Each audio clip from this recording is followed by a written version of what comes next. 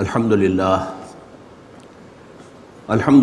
وکفا والصلاة والسلام علی عباده الذین اصطفیٰ خصوصاً علی افضلہم وخاتم النبیین محمد الامین وعلی اہلہ وصحبہ اجمعین اما بعد فقد قال اللہ تبارک وتعالی کما ورد فی بدء سورۃ العلق اعوذ باللہ من الشیطان الرجیم بسم اللہ الرحمن الرحیم اقرأ بسم ربک الذی خلق اقرأ بسم ربک الذی خلق خلق الانسان من علق اقرأ وربک الاکرم الذی علم بالقلم علم الانسان ما لم يعلم وقال جل وعلا كما ورد في بدء سورة النون وسورة القلم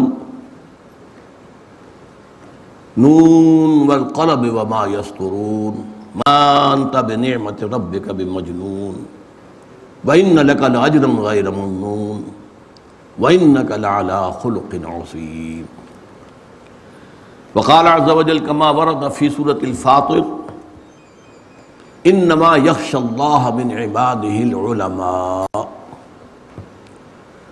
وقال عز وجل كما ورد في سورة الزمر قل هل يستوي الذين يعلمون والذين لا يعلمون وقال عز وجل كما ورد في سورة الانعام قل هل يستوي الاعمى والبصير وقال جل وعلا كما ورد في سورة الرعد قل هل يستوي الأعمى والبصير أم هل تستوي الظلمات والنور صدق الله العظيم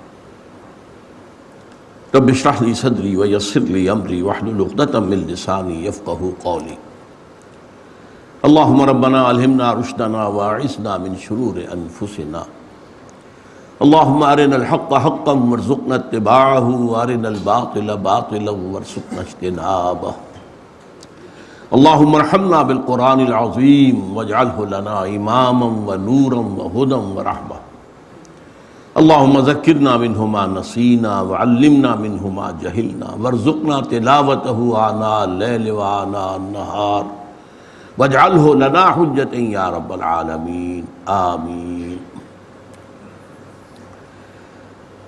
6 اگست کو میں نے یہاں خطاب کیا تھا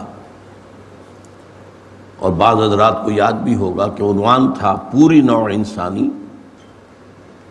عظیم تر امت مسلمہ اور ملت اسلامیہ پاکستان کی قسمت قرآن سے وابستہ ہے۔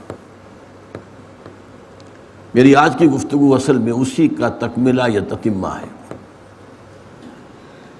آج کا جو میرا موضوع ہے اگر اخبار میں آپ کی نظر سے گزرا ہو وہ ہے از روئے اسلام علم کی حقیقت، اہمیت اور فضیلت۔ از روئے اسلام کسی چیز کی کیا اہمیت ہے، کیا فضیلت ہے، اس کو ظاہر بات ہے کہ 2 مرحلوں میں ہمیں سمجھنا ہوگا۔ از روئے قرآن کیا اہمیت ہے، پھر از روئے حدیث فرمان محمدی صلی اللہ علیہ وسلم کیا اہمیت ہے۔ میں نے چند آیات آپ کو قرآن مجید کی سنائی ہیں، ان کا درس دینا اس وقت مقصود نہیں ہے، صرف حوالہ مقصود ہے۔ پہلی وحی جو حضور پر نازل ہوئی ہے اس میں صرف علم کا ذکر ہے، پڑھو پڑھو پڑھو۔ اقرأ بسم ربک الذی خلق، پڑھو اپنے اس رب کے نام سے جس نے پیدا کیا۔ خلق الانسان من علق، جس کی خلاقی کا عالم یہ ہے کہ اس نے ایک لٹکے ہوئے سے لوتھڑے سے انسان جیسی چیز پیدا کر دیا۔ اقرأ، پھر دوبارہ اقرأ وربک الاکرم، پڑھو اور تمہارا رب بہت کریم ہے، بہت مہربان ہے۔ الذی علم بالقلم، یہاں دیکھیے پھر ذکر ہو رہا، جس نے سکھایا ہے قلم کے ذریعے سے۔ علم الانسان ما لم يعلم، انسان کو سب کچھ سکھایا جو وہ نہیں جانتا تھا۔ اب یہاں دیکھیے ہم یہ تو کہہ سکتے ہیں کہ اس میں توحید کا ذکر ہے کہ خالق اللہ ہے، اقرا بسم ربک الذی خلق خلق الانسان من علق. پھر یہ کہ اللہ تعالیٰ کی صفت کمال کہ وہ کریم ہے، ربک الاکرم، کریم ہی نہیں اکرم ہے. لیکن اس کے علاوہ نہ شریعت کی کسی بات کا ذکر ہے، نہ نماز کا کوئی تذکرہ ہے جو کہ عماد الدین ہے، دین کا ستون ہے، نہ عبادت کا کوئی حکم ہے جو انسان کی تخلیق کی غرض و غایت بیان کی گئی ہے. کچھ نہیں. پڑھو پڑھو پڑھو. اس سے اندازہ ہو جانا چاہیے پہلی وحی ہے یہ، پہلی وحی. اس سے اندازہ ہونا چاہیے جسے آپ کہتے ہیں واٹ از واٹ اینڈ ہو از ہو. کس چیز کی کیا اہمیت ہے، کس شے کی کیا قدر و قیمت ہے. میں یہاں تفصیل نہیں بیان کرتا، جیسا کہ میں نے عرض کیا کہ یہ اقرا کس چیز کو پڑھنے کو کہا گیا تھا. بعض روایات میں آتا ہے کہ حضرت جبرائیل علیہ السلام آئے تھے تو ایک سونے کی تختی پر لکھی ہوئی یہ آیات ساتھ لے کر آئے تھے. اور پھر یہ بات بھی جان لیجئے کہ ایک رائے یہ ہے کہ یہ بین النوم والیقظہ یہ واقعہ پیش آیا ہے. حضور نہ پورے طور پر بیدار تھے اور نہ سوئے ہوئے تھے. نوم نیند، یقظہ بیداری.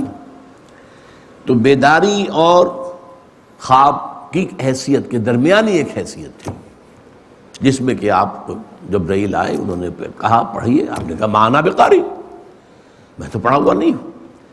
اب اس جواب سے اس بات کی تائید ہوتی ہے کہ وہ کوئی لکھی ہوئی چیز تھی، ورنہ اگر صرف یہ ہو کہ جو کوئی جبرائیل پڑھ رہے ہیں آپ بھی پڑھ دیں تو یہ تو اس کے لیے قاری ہونا ضروری تو نہیں ہے.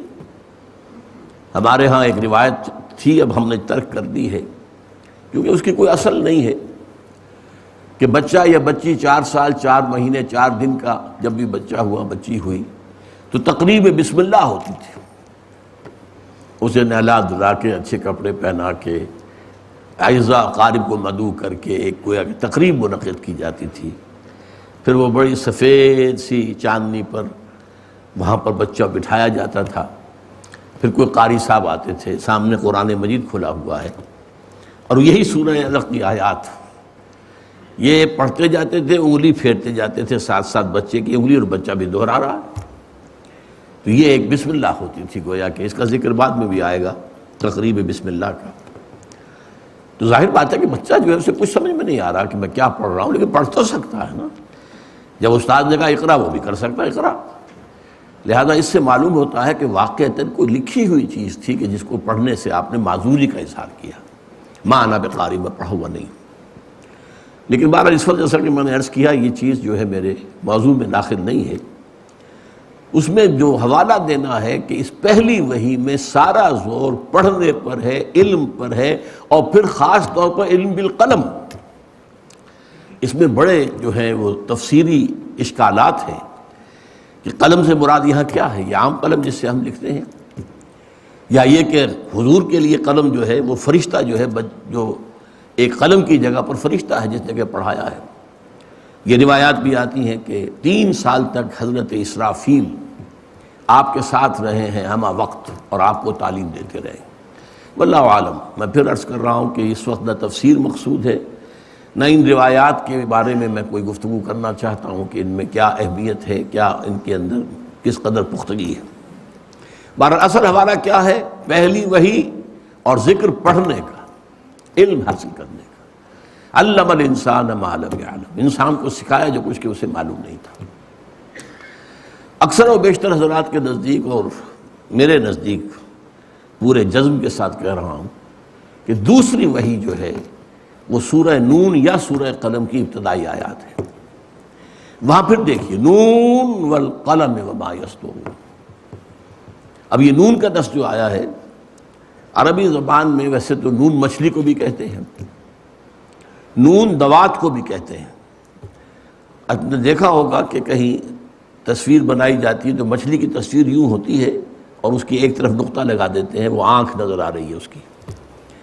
اور پھر یہ کہ دوات بھی اسی طرح سے ہوتی ہے کہ اس کے اندر سیاہی ہے، اس میں آپ قلم ڈبوتے ہیں اور لکھتے ہیں. تو نون والقلم وما یسطرون ما انت بنعمت ربک بمجنون. قسم ہے نون کی اور جو کچھ یہ لکھ رہے ہیں، یعنی انسانی علم جو ہے وہ قلم کے ذریعے سے آگے پھیلا ہے. ایک نسل نے جو کچھ معلومات حاصل کی قلم بند کر دی تو اگلی نسل کو پہنچ گئی، ورنہ اگر وہ قلم بند نہ ہوتی تو ظاہر بات ہے کہ اگلی نسل کو پھر الف بیتے سے بات شروع کرنی پڑتی۔ یہ جو علم تدریجاً بڑھا ہے، رفتہ رفتہ بڑھا، اس کا ذریعہ قلم ہے۔ تو نون والقلم وما یسطرون ما انت بنعمت ربک بمجنون، اے نبی یہ آپ کو مجنون کہہ رہے ہیں، ان کا کہنا ہے کہ آپ پر کوئی جن آ گیا ہے، کوئی عاصب آ گیا ہے، آپ اللہ کے فضل و کرم سے ہرگز مجنون نہیں ہے۔ نون والقلم وما یسطرون ما انت بنعمت ربک بمجنون وان لک لاجر غیر ممنون، آپ کے لیے تو اجر ہے بہت بڑا، کبھی ختم ہونے والا ہی نہیں۔ وانک لعلی خلق عظیم، اور آپ تو خلق عظیم، اخلاق کی بلندیوں پر فائز ہیں۔ کوئی مجنون بھی دنیا نے آج تک ایسا دیکھا ہے جس کے مزاج میں یہ طہارت ہو، یہ نفاست ہو، یہ پاکیزگی ہو، کہ دیکھا ہے کبھی مجنون؟ اب یہاں بھی دیکھیے کہ دوسری وحی میں بھی یہاں کسی نماز کا ذکر نہیں ہے، کسی اور شے کا ذکر نہیں ہے، یہاں تک کہ آخرت کا ذکر بھی نہیں ہے، اگرچہ اس سورہ مبارکہ میں آگے چل کر یہ جو ہے کوئی آخرت کا ذکر آتا ہے، سورہ علق میں بھی آتا ہے، لیکن سورہ علق کی بھی 5 آیتیں ہیں جو پہلے نازل ہوئی ہیں، پوری سورہ علق نہیں ہے، بعد میں کچھ آیات جو نازل ہوئی ہیں شامل کر کے سورہ علق کے تکمیل ہوئی ہے۔ اسی طرح سورہ قلم کا معاملہ ہے، اسی طرح سورہ مزمل کا معاملہ ہے، اسی طرح سورہ مدثر کا معاملہ ہے۔ یہ چاروں صورتیں وہ ہیں کہ جن کی شروع کی آیات صرف نازل ہوئی ہیں تدریجاً۔ پہلی مکمل سورت جو حضور پر نازل ہوئی ہے وہ سورۃ الفاتحہ ہے، 7 آیات، سورہ علق کی 5 آیات، سورہ قلم کی 7 آیات، سورہ مزمل کی 8 آیات، سورہ مدثر کی پھر 7 آیات، اور سورہ فاتحہ کی 7 آیات۔ یہ ہے 5 وحی ہیں جن کے بارے میں ایک زمانے میں مجھے اس کا خاصا شوق ہوا تھا، میں نے بڑی تحقیق کی تھی، اور یہ ترتیب تھی جو میں نے معین کی تھی ابتدائی وحیوں کی۔ بہرحال اس وقت اشارہ جیسا کہ میں نے عرض کیا کہ علم کی اہمیت، اس کی فضیلت، اس کا اظہار ہو رہا ہے ان ابتدائی وحیوں سے۔ پھر میں نے آپ کو آیت سنائی سورۃ الفاطر، انما یخشی اللہ من عبادہ العلماء، اللہ کے بندوں میں سے اس کا اصل خشیت، اصل خوف انہی لوگوں کے دل میں پیدا ہو سکتا ہے جو عالم ہوں۔ یہاں علم سے کیا مراد ہے یہ میں ذرا بعد میں بحث کروں گا۔ ہمارے ہاں وہ علم کی تقسیمیں جو ہو چکی ہیں ان میں سے کون سا علم مراد ہے؟ کوئی سائنس کا علم مراد ہے، شریعت کا علم مراد ہے، کتاب کا علم مراد ہے، حدیث کا علم مراد ہے، کون سی فقہ کا علم جو ہے وہ مراد ہے، کون سا علم مراد ہے؟ انما یخشی اللہ من عبادہ العلماء، اللہ تعالیٰ کے بندوں میں سے جو صاحب علم ہوتے ہیں انہی کے دلوں میں خشیت گھر کرتی ہے۔ پھر سورہ زمر کے میں نے آیت آپ کو سنائی، قل هل یستوی الذین یعلمون والذین لا یعلمون، اے نبی سے کہیے ذرا سوچو کیا برابر ہو سکتے ہیں وہ کہ جو علم رکھتے ہیں اور وہ جو علم نہیں رکھتے؟ پھر یہی مضمون سورہ انعام میں آ رہا ہے، جو جانتے ہیں انہیں کہا گیا وہ دیکھنے والے ہیں، اور جو نہیں جانتے وہ اندھے۔ قل هل یستوی الاعمی والبصیر، کیا اندھا اور دیکھنے والا برابر ہو سکتے ہیں؟ سورہ رعد میں اور آگے بات کھولی گئی، قل هل یستوی الاعمی والبصیر ام هل تستوی الظلمات والنور، اے نبی سے پوچھئے کہ کیا اندھے اور بصیر دیکھنے والے برابر ہو سکتے ہیں، یا کیا ظلمات اندھیرے اور نور یہ برابر ہو سکتے ہیں؟ بہرحال ان سب کے حوالے سے میں نے صرف آپ کو جو ہمارے ہاں دین کی جڑ ہے، اصل ہے، ام الکتاب ہے، دین کی اساس ہے، میں نے اس کے حوالے سے علم کی جو اہمیت ہے، جو حیثیت ہے، جو فضیلت ہے، اس کا ذکر کیا ہے۔ اب آگے چلیے، احادیث نبویہ کے معاملے میں 3 درجوں میں بات کرنا چاہتا ہوں۔ سب سے پہلے یہ کہ مجرد علم کی اہمیت کیا ہے۔ پہلی حدیث ہے مسند احمد، جامع ترمذی، سنن ابی داود، سنن ابن ماجہ، سنن دارمی، ان سب نے روایت کیا ہے حضرت ابو الدرداء رضی اللہ تعالی عنہ سے۔ بڑی پیاری حدیث ہے، من سلک طریقا یطلب فیہ علما، جو شخص کوئی راستہ اختیار کرتا ہے، سفر کرتا ہے، پیش نظر علم کا حصول ہے. جیسے کہ پرانے زمانے میں آپ کو معلوم ہے، ابتداء میں خاص طور پر اسلامی تاریخ کے کوئی مدارس تو نہیں تھے.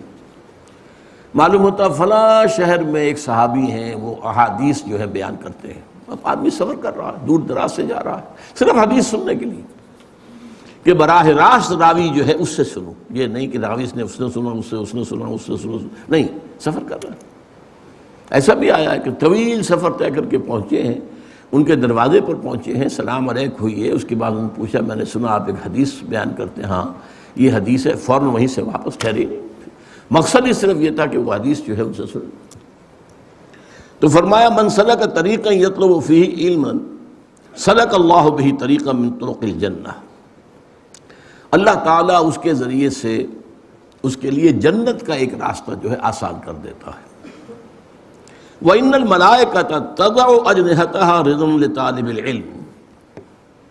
اور فرشتے اپنے پر پھیلاتے ہیں طالب علم کے لیے، ان کی تکریم، ان کے اعزاز، ان کے اکرام، اس کے لیے فرشتے اپنے، جیسے کہ کہا جاتا ہے وَاخْفِضْ جَنَاحَكَ لِلْمُؤْمِنِينَ، اہل ایمان کے لیے اپنے کندھوں کو جھکا کر رکھو، تواضع اختیار کرو. تو فرشتے تواضع اختیار کرتے ہیں علم کے طالب کے لیے. وَإِنَّ الْعَالِمَ يَسْتَغْفِرُ لَهُ مَنْ فِي السَّمَاوَاتِ وَمَنْ فِي الْأَرْضِ.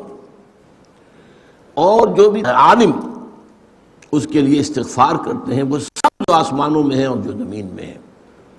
وَالْحِيتَانُ فِي جَوْفِ الْمَاءِ، یہاں تک کہ جو مچھلیاں ہیں پانی کے اندر. وَإِنَّ فَضْلَ الْعَالِمِ عَلَى الْعَابِدِ، اور یقیناً کسی عالم کی فضیلت عابد پر اتنی ہی فضیلت ہے جتنی کہ 14ویں شب کے چاند کو باقی تمام ستاروں پر فضیلت حاصل ہے. 14ویں کا چاند جیسے دمکتا ہے، چمکتا ہے، باقی ستاروں پر اس کا نور جو ہے غالب آ جاتا ہے. وَإِنَّ الْعُلَمَاءَ وَرَثَةُ الْأَنْبِيَاءِ، اور یقیناً علماء جو ہیں وہ تو انبیاء کے وارث ہیں.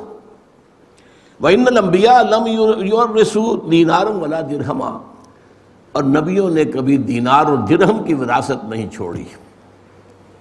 چنانچہ حدیث موجود ہے نحن معشر الانبیاء لا نرث ولا نورث، ہم جو انبیاء کی جماعت ہیں نہ ہمیں وراثت ملتی ہے نہ ہماری کوئی وراثت تقسیم ہوتی ہے. وراثت کا کوئی سوال ہی نہیں، دنیا کے مال کا معاملہ ہی نہیں. وَإِنَّمَا وَرَّثُوا عِلْمًا فَمَنْ أَخَذَهُ أَخَذَ بِحَظٍّ وَافِرٍ. ان کی وراثت تو علم ہے. وراثت انبیاء کیا ہے؟ علم ہے. دولت نہیں ہے، سونا نہیں ہے، چاندی نہیں ہے، جائیداد نہیں ہے، کچھ نہیں. علم، یہ وراثت انبیاء ہے. اسی لیے وَإِنَّ الْعُلَمَاءَ وَرَثَةُ الْأَنْبِيَاءِ وَإِنَّ الْأَنْبِيَاءَ لَمْ يُوَرِّثُوا دِينَارًا وَلَا دِرْهَمًا وَإِنَّمَا وَرَّثُوا عِلْمًا فَمَنْ أَخَذَهُ أَخَذَ بِحَظٍّ وَافِرٍ. جس نے وہ علم حاصل کر لیا گویا کہ اس نے بہت بڑی خوشبختی کے ساتھ جو ہے انبیاء کی وراثت حاصل کر لی. اس کے علاوہ میں حدیث آپ کو سنا رہا ہوں. اب اس سے اندازہ ہوگا آپ کو طالب علم کی جو فضیلت ہے. یہ سنن دارمی میں ہے، طبرانی میں ہے، خطیب میں ہے. حضرت حسن سے مرسلن روایت ہے، یعنی حضرت حسن بصری جو تابعی ہیں وہ روایت کر رہے ہیں حضور سے براہ راست. ظاہر بات ہے بیچ میں کوئی صحابی ہوں گے جن سے انہوں نے سنا ہے، لیکن یہ کہ وہ صحابی کا ذکر کیے بغیر جب کوئی تابعی جو ہے حضور سے روایت کرتا ہے تو اسے مرسل حدیث کہتے ہیں. بڑی پیاری حدیث ہے. من جاءہ الموت، کان کھول کر سنیں، کان کھول کر سنیں. من جاءہ الموت وہو یطلب العلم، ایک شخص کو موت آ گئی جبکہ وہ ابھی علم حاصل کر رہا تھا. لیحیی بہ الاسلام، لیکن علم کے حصول کا مقصد اسلام کو زندہ کرنا تھا. بہت اہم. علم جو ہے دنیا کے حصول کے لیے بھی ہو سکتا ہے.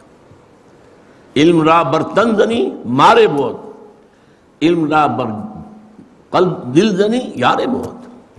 یہی علم ہے. تن پر مارو گے اسے، یعنی تن کے لیے، اپنی جسمانی خواہشات کے لیے، اپنی مادی خواہشات کے لیے، مال و دولت دنیاوی کے لیے، تو یہ سانپ بن کر ڈسے گا تمہیں.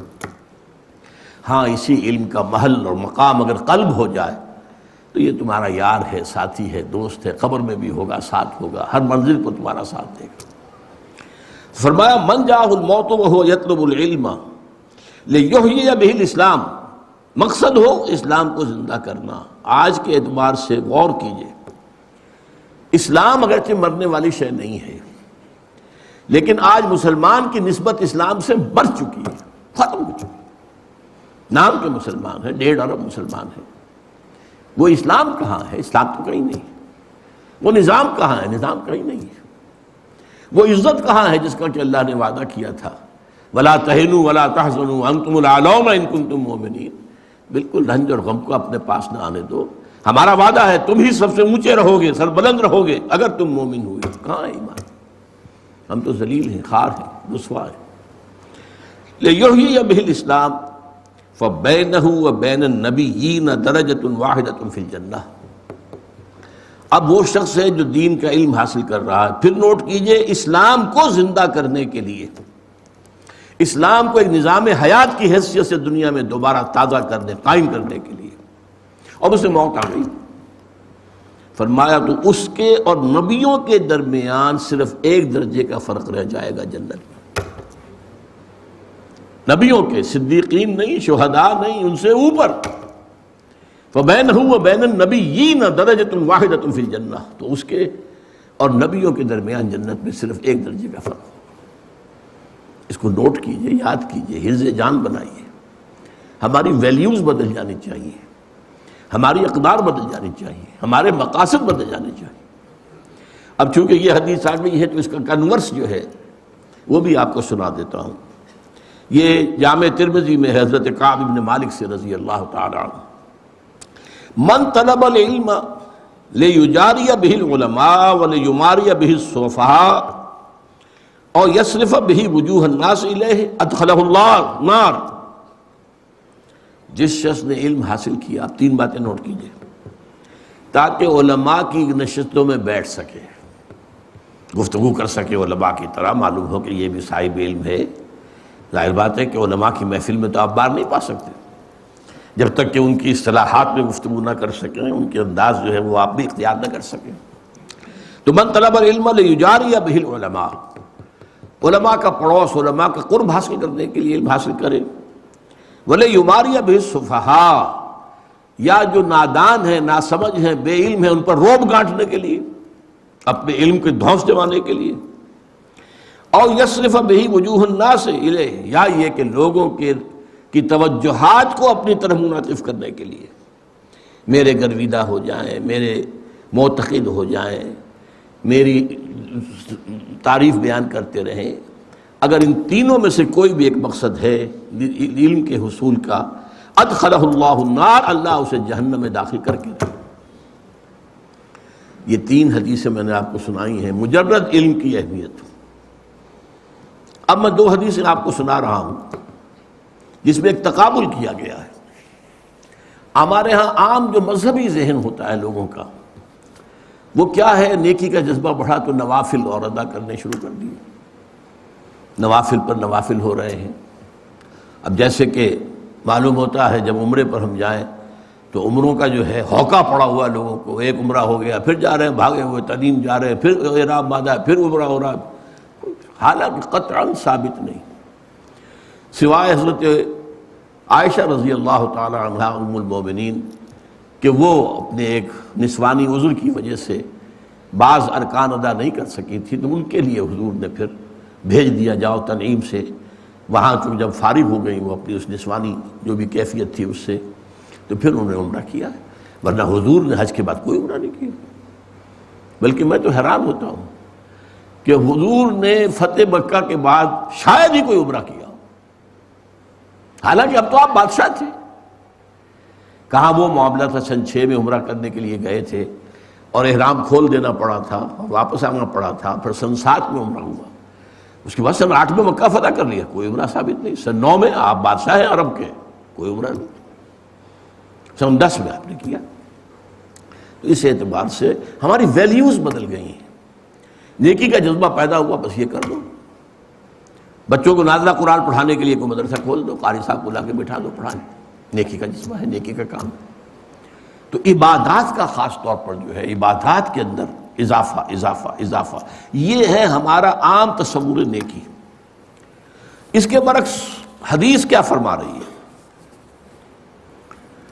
یہ ترمذی کی روایت ہے حضرت امامہ باہلی سے رضی اللہ تعالی عنہ، فضل العالم علی العابد کفضلی علی ادناکم،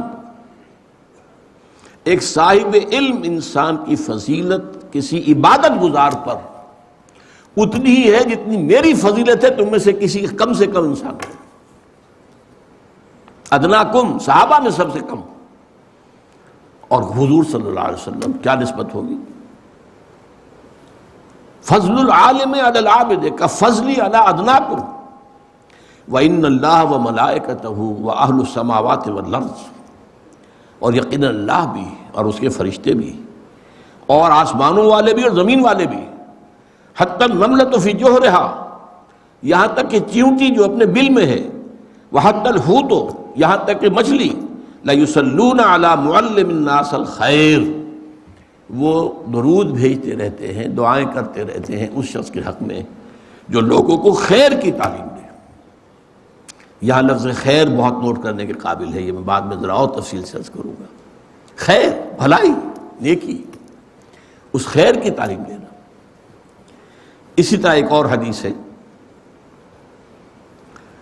یہ بھی حضرت حسن سے ہے مرسلم، سئل رسول اللہ صلی اللہ علیہ وسلم عن رجلین کانا فی بنی اسرائیل، نبی اکرم صلی اللہ علیہ وسلم سے دو اشخاص کے بارے میں سوال کیا گیا جو بنی اسرائیل میں سے گزرے تھے۔ احدہما کان عالما یصلی المکتوبۃ ثم یجلس فیعلم الناس الخیر، ان میں سے ایک تو وہ تھا جو عالم تھا، وہ صرف فرض نماز پڑھتا تھا، کوئی نوافل نہیں، صرف فرض، اور پھر بیٹھ جاتا تھا لوگوں کو خیر کی تعلیم دینے کے لیے۔ والآخر، اور دوسرا یصوم النہار ویقوم اللیل، روزانہ روزہ رکھتا تھا، پوری رات کھڑا رہتا تھا۔ ایہما افضل، حضور ان میں سے افضل کون سا ہے؟ سوال سمجھ لیا آپ؟ دو اشخاص ہیں، ایک صرف فرض نماز ادا کر رہا، میں عبادت کے اعتبار سے عبادت اور علم اور تعلیم اور تعلم، ان کے مابین کیا نسبت ہے، کیا ریشو پروپورشن ہے، اس کی میں آپ کے لیے حدیثیں سنا رہا ہوں کہ دو آدمیوں کے بارے میں پوچھا گیا، ایک وہ تھا جو صرف فرض نماز پڑھتا تھا اور اس کے بعد بیٹھ جاتا تھا لوگوں کو خیر کی تعلیم دینے کے لیے، اور دوسرا وہ تھا روزانہ روزہ رکھتا تھا اور پوری رات کھڑا رہتا تھا عبادت میں۔ ایہما افضل، ان دونوں میں سے افضل کون ہے؟ قال رسول اللہ صلی اللہ علیہ وسلم فضل هذا العالم الذي يصلي المكتوبة ثم يجلس فيعلم الناس الخير على العابد الذي يصوم النهار ويصلي الليل كفضلي على ادناكم، اس شخص کی فضیلت جو صرف فرض نماز پڑھتا ہے اور باقی سارا وقت جو ہے وہ لوگوں کو خیر کی تعلیم دینے میں گزارتا ہے، بسر کرتا ہے، اس شخص پر جو روزانہ روزہ رکھتا ہے اور روزانہ رات کو کھڑا رہتا ہے پوری رات، اس پہلے شخص کی فضیلت اس دوسرے پر اتنی ہے جتنی میری فضیلت ہے تم میں سے ادنا پر، تم میں سب سے کم تر پر۔ یہ ہے ریشو پروپورشن۔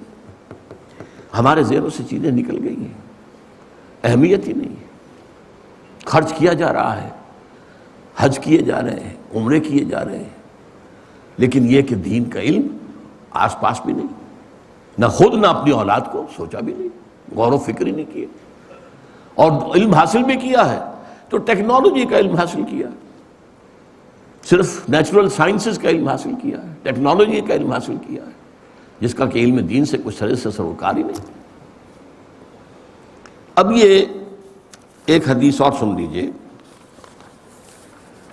یہ مسلم شریف میں ہے، حضرت ابو ہریرہ سے رضی اللہ تعالیٰ عنہ، یہ بڑی پیاری حدیث ہے، ایک زمانے میں بہت کثرت سے اس کو بیان کرتا رہا، اب ظاہر بات ہے کہ کچھ زمانے کے گزرنے کے ساتھ ساتھ کچھ اور مسائل سامنے آتے رہے تو بعض چیزیں اب پس منظر میں چلی گئی۔ امام مسلم روایت کرتے ہیں حضرت ابو ہریرہ سے، من سلک طریقا یلتمس فیہ علما، جو شخص کوئی راستہ اختیار کرتا ہے، سفر اختیار کرتا ہے جس میں علم کا حصول پیش نظر ہے، سہل اللہ بہ طریقا الی الجنہ، اس سفر کے ذریعے سے اللہ تعالیٰ اس کے لیے جنت کا ایک راستہ آسان کر دیتا ہے۔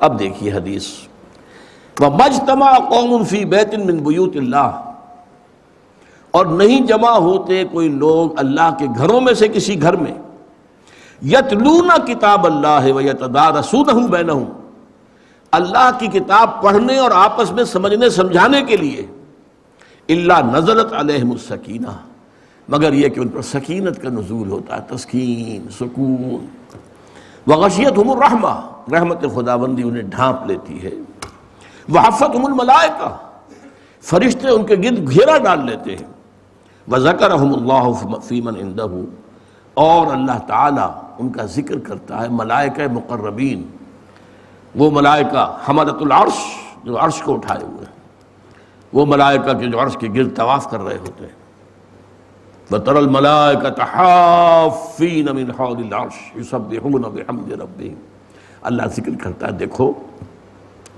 تم نے کہا تھا نا کہ یہ جو آدم ہے میں اسے خلافت دے رہا ہوں، اسے اختیار دے رہا ہوں، یہ تو خون ریزی کرے گا، فساد مچائے گا، دیکھو میرے بندے، وہ میرے گھروں میں سے ایک گھر میں، اور اس میں مفسرین کا تقریباً اجماع ہے، اس سے مراد صرف مسجد نہیں ہے، جو بھی گھر، جو بھی مقام اس کام کے لیے خاص کر دیا جائے، قرآن کے پڑھنے پڑھانے کے لیے، وہ سب اس میں شامل ہوں۔ دیکھو وہاں بیٹھے میری کتاب پڑھ رہے ہیں، ایک دوسرے سے سمجھ رہے ہیں، ایک دوسرے کو سمجھا رہے ہیں، یہی ہے نا وہ آدم جس کے بارے میں تمہیں وہ اشتباہ لاحق ہو گیا تھا۔ یہ جو 3 حدیثیں میں نے آپ کو سنائی ہیں، ان کا ایک مرکزی نقطہ کیا ہے؟ جسے خیر کہا گیا وہ قرآن ہے، ہوا خیر مما یجمعون، خیر کا لفظ 2 چیزوں کے لیے آتا ہے، یا خیر دنیا کا مال و متاع دنیاوی،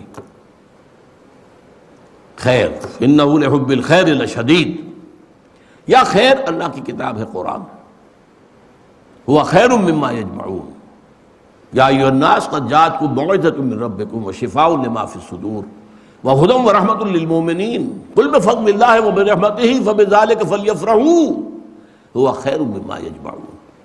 تو یہ خیر جو ہے در حقیقت قرآن ہے۔ چنانچہ یہاں آپ نے دیکھا کہ کہا گیا تھا کہ جو شخص علم کے لیے راستہ طے کرتا ہے، چل کر آیا ہے، آپ بھی چل کر آئے ہیں، کوئی آپ کا دنیاوی مقصد تو اس وقت نہیں ہے، اللہ تعالیٰ اگر اس کے اندر کہیں بھی کوئی اگر چیز غلط شامل ہے تو اس کو دور کر دے، میری نیت میں اگر کوئی چیز غلط ہے تو اللہ اسے پاک کر دے، اس سے ظاہر بات ہے کہ بظاہر تو کوئی مقصد نہیں، میں کوئی سیاسی آدمی نہیں، یہاں کوئی مذہبی فرقہ واریت کی جو ہے بات نہیں ہوتی کہ یہ اس سے بہتر ہے، یہ اس سے بہتر ہے، یہ کمتر ہے، وہ کچھ نہیں، قرآن پڑھنا ہے، قرآن سمجھنا۔ من سلک طریقا یلتمس فیہ علما، اب یہاں لفظ علم آیا، لیکن علم کو آگے بیان کر دیا، یتلون کتاب اللہ ہے ویتدارسونہ بینہم، اس علم سے مراد علم فقہ نہیں ہے، اس علم سے مراد جو ہے، میں پھر بھی عرض کر رہا ہوں، علم حدیث نہیں ہے، اس علم سے مراد کتاب اللہ ہے، باقی چیزیں اس کے تابع ہیں، اس کو سمجھنے کے لیے جتنی ضرورت ہے، ضروری ہے تو چاہیے، باقی وہ اپنی جگہ پر، آخر ایک شخص جو ہے قانون دان اگر نہیں ہے تو کیسے قانون کا نظام چلے گا؟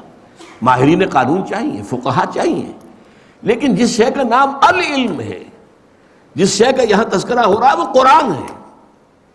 اس اعتبار سے ایک اور حدیث کے اندر الفاظ آئے ہیں تفقہ،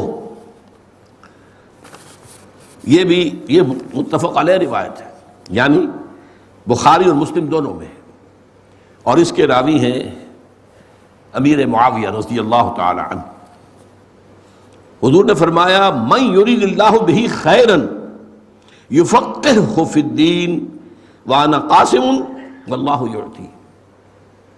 حضور نے فرمایا کہ اللہ تعالیٰ جس شخص کے ساتھ خیر کا ارادہ کرتا ہے اسے دین کا فہم عطا کر دیتا ہے۔ جو نوٹ کر لیجیے، علم اور فہم میں بڑا فرق ہے۔ علم معلومات کے ذخیرے کو کہتے ہیں، فہم اس کی حقیقت تک رسائی اس کو کہتے ہیں، بڑا فرق ہے۔ علم و فہم ہم بول دیتے ہیں جوڑ کر، لیکن یہ ڈائمنشن علیحدہ ہے۔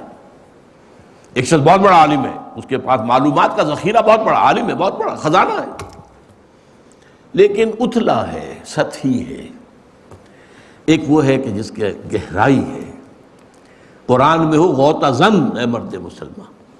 تو یہ جو علم تفقہ اس کو کہتے ہیں، من یرید اللہ بہ خیرا یفقہہ فی الدین وانما انا قاسم واللہ یعطی۔ اور دیکھو میں تو تقسیم کرنے والا ہوں، دینے والا نہیں ہوں، دینے والا اللہ ہے۔ تفقہ مانگو، اخلاص عمل مانگ، نیا گانے کوہن سے، شاہاں چہ جب گرب نوازن ودارا، مانگو اللہ سے۔ میں نہیں دے سکتا، میں تقسیم کرنے والا ہوں۔ اللہ تعالیٰ کی طرف سے کسی کے لیے اس کی مشیت میں طے ہو جاتا ہے، میں تقسیم کر دیتا ہوں، دے دیتا ہوں، لیکن در حقیقت عطا کرنے والا اللہ ہے۔ اسی موضوع پر ایک اور حدیث ہے، یہ مسلم شریف میں ہے حضرت ابو ہریرہ سے، الناس کالمعادن کمعادن الذهب والفضة خیارهم فی الجاہلیت خیارهم فی الاسلام اذا فقہوا۔ حضور فرماتے ہیں کہ لوگ جو ہے معدنیات کے مانند ہیں، جیسے سونے اور چاندی کی معدنیات ہوتی ہیں۔ معدنیات جب زمین میں ہیں تو صاف تو نہیں ہوتی نا، ان کے ساتھ امپیورٹیز ملی ہوتی ہیں، پھر آپ ان کو صاف کرتے ہیں، صاف کر کے پھر اگر سونے کی معدنیات تھی تو اس میں سے سونا نکل آئے گا، اور چاندی ہی کی تھی تو چاندی نکلے گی، چاندی سے سونا تو برابر نہیں ہو سکتا۔ تو انسانوں کی اللہ تعالیٰ نے ان کی استعدادات کے اندر فرق رکھا ہے، سب کی برابر استعداد نہیں ہے۔ کسی کو اگر رگڑیں گے، صاف کریں گے، مانجیں گے، وہ سونا بنے گا، کسی دوسرے کو رگڑیں گے، صاف کریں گے، وہ چاندی بن جائے گا۔ تو الناس معادن کمعادن الذهب والفضة خیارہم فی الجاہلیت خیارہم فی الاسلام۔ بہت اہم حدیث ہے یہ۔ انسانوں میں سے جو لوگ جاہلیت کے دور میں اچھے تھے وہی اسلام میں بھی اچھے ہیں۔ یعنی اور سونے کی تھی، ابھی اس کے اندر جاہلیت لپٹی ہوئی تھی، اس میں جو امپیورٹیز تھیں، لیکن تھی تو سونے کی، اور جو ہے وہ سونے کی تھی، لہذا جاہلیت میں بھی وہ اچھے تھے، اس دور میں بھی وہ دوسرے لوگوں کی نسبت بہتر لوگ تھے۔ تو اسی طریقے سے جب وہ اور بنج گئے، صاف ہو گئے، سونا جو ہے دمکتا ہوا نکل آیا تو کیا کہنے۔ لیکن اس میں شرط کیا، اذا فقہوا، جب کہ وہ تفقہ حاصل کر لیں۔ اس کو میں نے خاص طور پر یہ لفظ آپ کو اس لیے نوٹ کیا ہے کہ جیسے میں نے کہا فہم ایسے ہی تفقہ ہے۔ بدقسمتی سے ہمارے ہاں ایک خاص علم جو ہے اس کا نام فقہ پڑ گیا، اور اس کی وجہ سے اصل تفقہ سے توجہ ہٹ گئی۔ جیسے ہمارے ہاں تصوف کی اصطلاح آ گئی جو نہ قرآن کی ہے نہ حدیث کی ہے۔ قرآن اور حدیث کی اصطلاح احسان وہ پیچھے چلی گئی۔ احسان کے معنی ایک ہی رہ گئے، کسی پر بھلائی کرنا، کسی سے نیکی کرنا، کسی کی ضرورت پوری کرنا، کسی کی مشکل دور کر دینا، نہیں۔ احسان کے معنی ہے خوب سے خوب تر بننا، اپنے اسلام میں خوبی پیدا کرو، اور خوبی پیدا کرو، اور خوبی پیدا کرو، اپنے اسلام کو اور چمکاؤ اور دمکاؤ، یہ احسان ہے۔ اس اعتبار سے تفقہ جو ہے وہ دین کے فہم کو کہتے ہیں۔ یہ قانون اپنی جگہ ہے، اس کی اپنی ضرورت ہے، میں نے ابھی عرض کیا ہے، اور پچھلی اپنی تقریر میں نے عرض کیا تھا کہ جب اسلام ایک ریاست کے دور میں آ گیا تو اب قانون کی ضرورت پیش آ گئی، لہذا ساری توجہ ہو گئی فقہ اور حدیث کے اوپر، قرآن مجید کے اوپر توجہ نہیں رہی۔ یہ ایک موضوع تھا جس پر پچھلی مرتبہ میں گفتگو کر چکا ہوں۔ بہرحال یہاں میں آپ کو ایک اور حدیث سناتا ہوں۔ حضرت عبداللہ ابن عباس رضی اللہ تعالی عنہما حضور کے چچیرے بھائی ہیں، حضرت عباس کے بیٹے ہیں، اور انہی کے نسل سے بنو عباس 600 برس تک جن کی حکومت قائم رہی عالم عرب۔ ان 600 سالوں میں سے کوئی 300 برس تو تھے پوری شان و شوکت کے، اور کوئی 300 برس تھے ٹوٹ پھوٹ کے۔ ایک عمارت جو ہے گرتی ہے تو گرنے میں وقت لیتی ہے، جیسے کہ آپ کو معلوم ہے ہندوستان میں مغلوں کی حکومت، ویسے تو وہ بن جاتے ہیں 1526 سے لے کے 1857 تک تو 300 برس، لیکن اس میں 250 برس ہیں جو اصل ان کی شوکت، شان، قوت، طاقت پورے ہندوستان پر غلبہ۔ وہ بابر سے شروع ہو کر اور اورنگزیب پر وہ دور ختم ہو جاتا، اورنگزیب کے بعد سے لے کر 150 برس جو ہے، اس کے بعد تو وہ رفتہ رفتہ گرنا، شکست و ریخت، مختلف علاقوں میں سر اٹھا لیے، کوئی وہاں کا جو ہے راجہ بن گیا، وہاں کا بادشاہ بن گیا، کہنے کو حکومت جو ہے مغلیہ تھی اور بادشاہ سلامت جو ہے وہ لال قلعے کے اندر بیٹھے ہوئے تھے، لیکن ایک کہاوت مشہور ہو گئی تھی دلی میں، حکومت شاہ عالم از لال قلعہ تا پالم۔ پالم اصل میں ایک گاؤں کا نام تھا جہاں پر کہ پہلا ہوائی اڈا بنا ہے دلی کا، پالم ایئرپورٹ اس کا نام ہوتا تھا، وہ دلی سے چند میل، 12 13 14 میل۔ تو شاہ عالم جو ہے وہ ہیں تو شہنشاہ ہند، لیکن ان کی حکومت جو ہے وہ لال قلعے سے پالم تک ہے بس، باقی جو ہیں وہ تو بیٹھے ہوئے نواب ہیں، راجے ہیں، ان کی قوت ہے، ان کی جو ہے سلطنتیں ہیں۔ تو حضرت عبداللہ ابن عباس رضی اللہ تعالی عنہما کے بارے میں حضور نے ایک دعا کی تھی، اللہم فقہہ فی الدین وعلمہ التاویل۔ یہ دو الفاظ بھی آپ اچھی طرح سمجھ لیجئے، اے اللہ اس نوجوان کو دین کا فہم عطا کر، تفقہ عطا کر۔ تفقہ کیا ہے؟ دین کی گہرائی میں اترنا، احکام کی حکمتیں معلوم ہو جائے۔ اس کی حکمت کیا ہے؟ مختلف احکام کے درمیان حکیمانہ ربط کیا ہے، تعلق کیا ہے، ان میں سے اہم تر شے کیا ہے، کم تر اہم کیا ہے، یہ ساری کیفیات جو ہیں یہ تفقہ ہے۔ ورنہ ہوتا کیا ہے وہی جو حضرت مسیح نے فرمایا تھا یہودی علماء کے بارے میں کہ تم مچھر چھانتے رہتے ہو اور سموچے اونٹ نگل جاتے ہو۔ ہمارے ہاں کیا ہوگا، پائچہ جو ہے وہ ٹخنے سے اوپر ہوگا، چاہے سودی کاروبار میں ملوث ہے، سارا اپنا وجود، وہ حرام خوری کی انتہا ہو رہی ہے، لیکن پائچہ اونچا رہے گا۔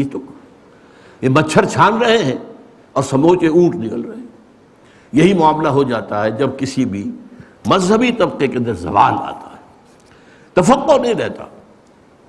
اسی پر پھپتی چستی ہے اصل میں مولانا روم نے، ماز قرآن مغزہ برداشتین استخن پیش سگاں انداختین۔ اگرچہ اس کا دوسرا مصرع مجھے پسند نہیں ہے، کاش کہ مولانا یہ نہ کہتے۔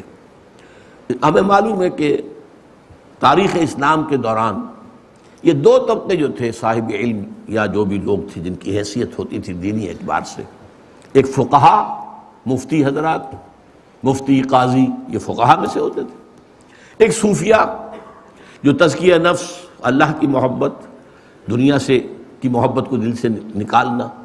اب یہ دونوں کے درمیان چشمک رہتی تھی، یہ ان پر فقرے چوس کرتے تھے، یہ ان پر فقرے چوس کرتے تھے۔ یہ کیا ہے، یہ لوگ پڑے ہوئے ہیں، یہ تو صرف جو ہے وہ یہ استنجے کے ڈھیلے گنتے رہتے ہیں، کتنے ڈھیلوں سے استنجا پورا ہو جاتا ہے۔ اور وہ کہتے ہیں یہ اپنے خیال میں اللہ کی محبت میں انہیں الف کا نام بے تو آتی نہیں، فقہ کے فلاں مسئلہ تو معلوم نہیں۔ تو بہرحال تفقہ جو ہے وہ ہے دین کا گہرا فہم۔ اور تعویل کسے کہتے ہیں؟ تعویل کے مقابلے میں لفظ آتا ہے تفسیر۔ تفسیر کیا ہے؟ تفسیر ہوتا ہے انڈیویجول الفاظ کے حوالے سے غور و فکر، قرآن کا یہ لفظ کیا ہے، اس کا مادہ کیا ہے، پھر یہ کس باب میں آیا ہے، اس کے اندر کوئی تعلیل ہوئی ہے یا نہیں ہوئی ہے، تعلیل ہوئی ہے تو کیا ہوئی ہے، یہ جو نحوی جو اس کی جو کنسٹرکشن ہے اس میں کس جگہ پر ہے، یہ مبتدا ہے، خبر ہے، کیا ہے، یہ ساری بحث جو ہے یہ تفسیر میں ہوگی۔ ایک ہوتی ہے تعویل، کسی شے کے اصل مدعا اور مقصود تک پہنچنا۔ تو تفسیر ایک ذریعہ ہے، تفسیر مقصود نہیں ہے۔ مقصود تو یہ ہے کہ اس کلام کا جو اصل مدعا ہے، جو اصل موضوع ہے، جو اس کا حاصل ہے، جو اس کا گودا ہے، وہ حاصل کیا جائے۔ یہ ہے وہ بات جو کہی مولانا روم نے کہ ماذ قرآن مغزہ برداشتیں استخاں پیش سگاں انداختیں۔ بس یہ دوسرا مصرع مجھے پسند نہیں ہے، لیکن کیا کروں، سنانا پڑتا ہے۔ بہرحال یہ چند باتیں ہیں جو میں نے آج آپ کے سامنے رکھی۔ البتہ ایک مغالطے کا ازالہ ضروری ہے۔ اللہ تعالیٰ کا ایک ہے فعل یا عمل، ایک ہے اس کا قول یا کلام، ان دونوں میں تضاد نہیں ہو سکتا۔ عام انسان کے بھی اگر قول و فعل میں تضاد ہو تو آپ اسے گھٹیا سمجھتے ہیں۔ لما تقولون ما لا تفعلون، کیوں کہتے ہو جو کرتے نہیں۔ کبر مقتا عند اللہ ان تقولون ما تفعلون، کیوں بہت بڑا گناہ ہے اللہ کے نزدیک، غضب میں اللہ کو لانے والی شے ہے کہ تم کہو جو کرتے نہیں۔ اب اللہ کا عمل کیا ہے؟ اس کائنات کی تخلیق، ابداع، اس کی تقدیر، اس کی تدبیر۔ سبح اسم ربک الاعلی الذی خلق فسوی والذی قدر فہدی۔ یہ اللہ کا عمل ہے، کون چلا رہا ہے؟ کس نے بنایا؟ یہ قوانین فطرت کس نے بنائے؟ یہ دن اور رات کا الٹ پھیر کون کر رہا ہے؟ یہ سب اللہ کا عمل ہے۔ ایک ہے اللہ کا قول اور کلام، وہ وحی کے ذریعے سے آتا رہا ہے۔ ان دونوں میں کوئی تضاد نہیں ہے۔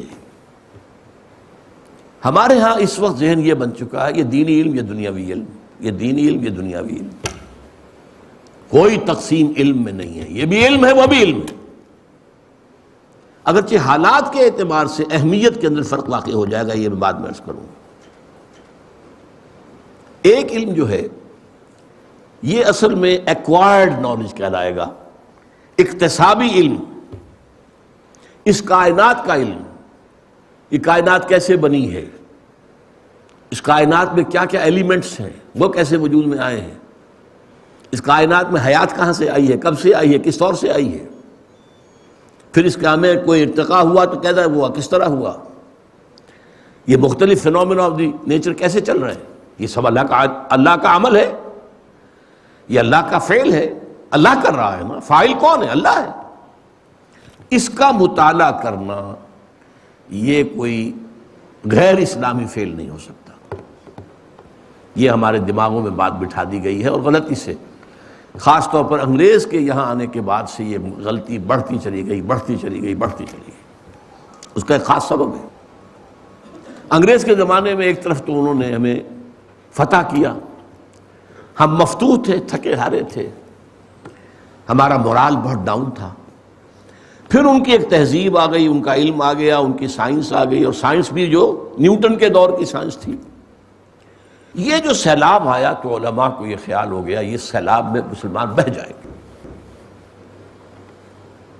اور اس کا نتیجہ بھی سامنے آ گیا۔ سر سید احمد خان نے جو تفسیر لکھی 15 پارے کی، وہ دھجیاں بکھیر دی اسلامی عقائد کی۔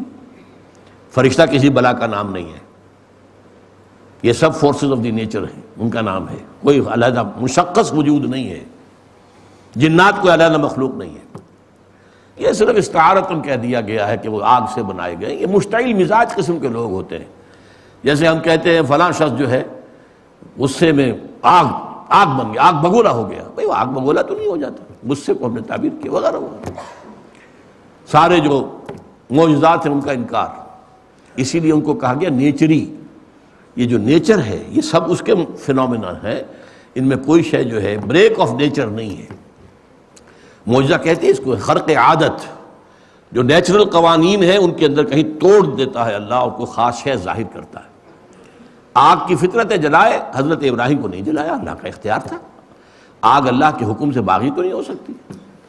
پانی کی فطرت ہے کہ وہ اپنی سطح برقرار رکھتا ہے، حضرت موسیٰ کا جو عصا ہے اللہ کے حکم سے پڑا ہے، سمندر پھٹ گیا۔ سمندر اللہ کے حکم کے خلاف تو نہیں جا سکتا۔ تو قوانین طبیعہ، یہ جو نیچریت جب ہمارے ہاں آئی ہے تو ایک وہ کہ تحفظ کے طور پر یہ کیا گیا، پڑھو ہی مت، نہ انگریزی پڑھو، نہ سائنس پڑھو، نہ یہ پڑھو، نہ وہ پڑھو، جسے آپ کہیں گے ترک موالات، نو کوآپریشن، نان کوآپریشن۔ اس کی وجہ سے پھر انہوں نے تعلیم کیا کیا، قال اللہ قال رسول، قال اللہ قال رسول، اپنے گھروندے بنا لیے، بس اللہ اس کے رسول کا نام لے رہے ہیں۔ یہ ایک دفاعی تجویز تھی مسلمانوں کے کچھ اسلام ایمان کو بچانے کے لیے۔ اگر نہ ہوتا، یہ بہت اہم بات بتا رہا ہوں آپ کو کہ اس کا بہت بڑا رول ہے، ورنہ یہ آپ کی مسجدیں نہ ہوتی، آباد نہ ہوتی، یہاں جو لوگ بیٹھے رہے درویش 5-5 روپے ماہانہ کی تنخواہ پر وہ اللہ کا نام لیتے رہے، اذانیں دیتے رہے، نمازیں پڑھاتے رہے، جمعے پڑھاتے رہے۔ تو یہ سارا کام جو ہوا یہ ایک خاص وقت کی ضرورت کے تحت تھا۔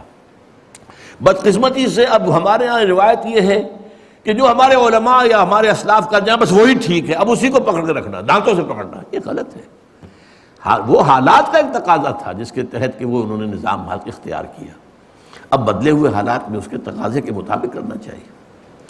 بہرحال جان لیجئے کہ ایک علم ہے جو انسان حاصل کرتا ہے، اکتسابی علم ہے. یہ پورا کا پورا علم اصل میں آدم کو دے دیا گیا تھا. علم آدم الاسماء کلھا.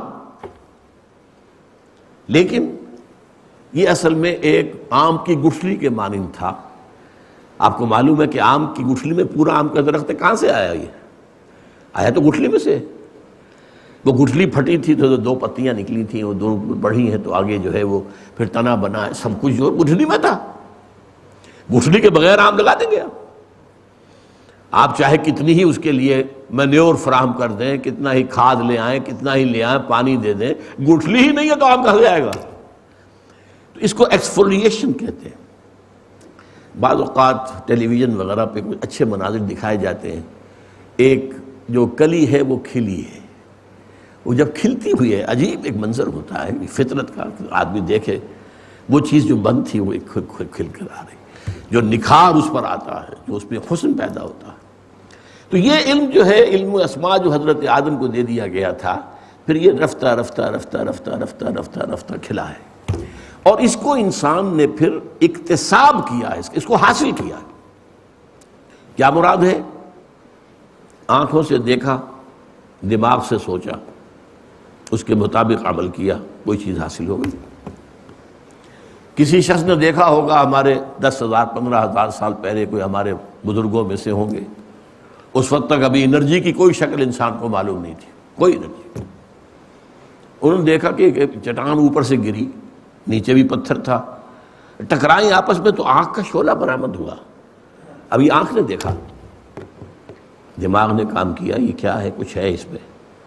اس نے دیکھے دو پتھر، انہیں ٹکرایا، وہاں شعلہ نکل آیا، واہ، آگ ایجاد ہو گئی. فرسٹ فارم آف انرجی، آگ ایجاد. اچھا، آگ سے بات چلی تو کہیں ہانڈی رکھی ہوئی تھی چولہے کے اوپر، آگ کے اوپر، اس کے اوپر ڈھکن بجنے لگا، چلنے لگا. ارے یہ کہاں سے، کون جن ہے، عفریت ہے، کیا ہے، کون ہلا رہا؟ بعد معلوم ہوا رہی ہے یہ اصل میں سٹیم کی پاور ہے، یہ بھاپ کی قوت ہے. اب یہ بھاپ کی ایک انرجی ہے. اب اس کے انجن بن گئے، کہاں سے کہاں بڑا دیو ہیکل انجن ہوتے تھے، اب تو بیچارے وہ معصوم سے انجن ہوتے ہیں جن کا کوئی خاص وہ روب پڑتا ہی نہیں دیکھنے والے پر. ورنہ تو قد آدم کا ہوتا تھا وہ قطر جو ہوتا تھا، فرنٹیئر میل کا جو انجن ہوتا تھا اس کا پہیے کا. تو یہ کہاں سے آ گئے؟ وہی پھر بجلی ایجاد ہو گئی، یہ ایجاد ہو گیا، وہ ایجاد ہو گیا. یہ رفتہ رفتہ قدم بقدم علم حاصل ہوا. ایک دوسرا علم وہ ہے کہ جو گیون ہے، وہبی ہے. یہ پہلا علم حاصل ہوتا ہے حواس خمسہ اور عقل. اب انسان دیکھتا رہا تھا، آگ ہوتی ہے تو دھواں بھی ہوتا ہے، ٹھیک ہے. اب آپ نے کہیں دور سے دیکھا دھواں ہے، آپ نے کہا یہ آگ لگی ہوئی ہے. بھائی تم نے کہا آگ تو دیکھی نہیں ہے، وہ آپ کی میموری میں رکھا ہوا ہے کہ جہاں آگ ہوتی ہے وہاں دھواں ہوتا ہے، جہاں دھواں ہے وہاں آگ ہے. یہ آپ نے منطقی طور پہ نتیجہ نکالا ہے. آپ کا جو کمپیوٹر ہے اس کی میموری میں یہ فیڈ ہو گیا تھا، وہاں سے آپ نے نکال لیا. یہ ہے علم بالحواس اور علم بالعقل. دوسرا علم ہے علم بالقلب یا علم بالروح. یہ گیون علم ہے، وہبی علم ہے، یہ اللہ کی طرف سے دیا جاتا ہے. پہلا علم بھی تدریجاً ترقی کرتے کرتے کرتے کرتے اور ابھی تک ترقی کر رہا ہے، کر رہا ہے، کر رہا ہے، کر رہا ہے، کر رہا ہے، یہاں تک کہ آج وہ علم جو ہے پچھلے 200-250 برس میں تو ایک طوفان کے مانند جو ہے ایک ایکسپلوژن ہے. جیسے کہتے ہیں بگ بینگ، اس سے کائنات شروع ہوئی. یہ علم کا بگ بینگ ہے جو ہوا ہے. ٹیکنالوجی کہاں سے کہاں پہنچ گئی ہے، انسان کہاں سے کہاں پہنچ گیا ہے. عروج آدم خاکی سے انجم سہمے جاتے ہیں کہ یہ ٹوٹا ہوا تارا مہ کامل نہ بن جائے. اسی طریقے سے وہ جو علم تھا جو قلم کو دیا گیا، اس کا نام وحی ہے، یہ بھی ترقی کرتا رہا. جیسے جیسے انسان کے ذہن نے ترقی کی، انسان کی عمرانی جو ہے ارتقا ہوا، ایسے ایسے اللہ تعالیٰ کی طرف سے وحی بھی آتی ہے. فَإِمَّا يَأْتِيَنَّكُم مِّنِّي هُدًى فَمَن تَبِعَ هُدَايَ فَلَا خَوْفٌ عَلَيْهِمْ وَلَا هُمْ يَحْزَنُونَ. یہ دو علم ہیں جو انسان کے پاس ہیں. دونوں علم مذہبی ہیں، دونوں دینی ہیں، دونوں اسلامی ہیں. یہ کائنات کسی اور کی بنائی ہوئی نہیں ہے، کسی شیطان کی بنائی ہوئی تو نہیں ہے، اللہ کی بنائی ہوئی ہے. ایجاد و ابداع عالم، خلق، تدبیر، یہ سب کون کر رہا ہے؟